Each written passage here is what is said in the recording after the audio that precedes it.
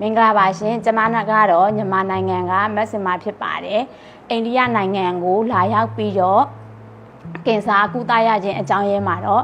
HCG ကင်ဆာကိုစပီတာကိုလာကိုတာဆေးရုံဝဆရာဝန်ကြီးဒေါက်တာကူဝအာကာဝ We had recently gone to Myanmar, Yangon, for a health awareness campaign by HCG Cancer Center, Kolkata. At that campaign, Ms. Dawzin Mar met us. She had recently undergone a radical nephrectomy of the left kidney, and which was malignant. She was worried about further treatment, what more to be done. So I had a look at her reports and asked her to come down to our center at Kolkata, India. She recently came to Kolkata. We saw her scans, her CT scan and a PET scan which was done. Based on that scan, I assessed that any further surgery would not benefit her too significantly. Though the kidney was removed, there were diseased lymph nodes, and unless we can take all those lymph nodes out, surgery is of no benefit to the patient. We explained that to her and her husband.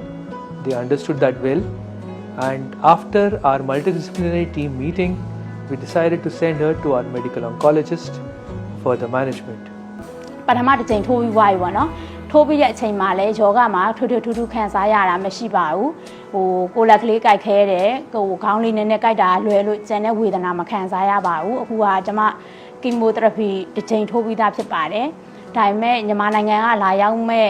ကုသမဲ့လူတွေတဲ့ဈေးနှုန်းကတချွတ်တနဲ့အကုန်လုံးကိုစီစဉ်ပေးပါတယ်ဆေးရုံကလည်းအပန်းဖြည့်ခြင်းလို့ရှိရင်လည်းပေါ့နော်အခုအိန္ဒိယနိုင်ငံမှာရှိတဲ့မျိုးတွေတော်တော်များများကိုလည်းလိုက်ပို့ပေးပါတယ်လူနာရဲ့စံတာကို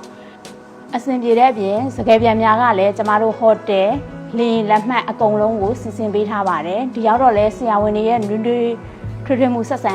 ခြင်းရပါတော့လူနာတွေရဲ့ယောဂကိုတဝက်လောက်တတ်တာစေပါတယ်အများဆုံးလာရောပေးတဲ့ဆေးရုံလည်းဖြစ်တဲ့အတွက်ကိုနောက်ခါလူနာများလာရောက်ကုသခြင်းမြန်မာနိုင်ငံကုသခြင်း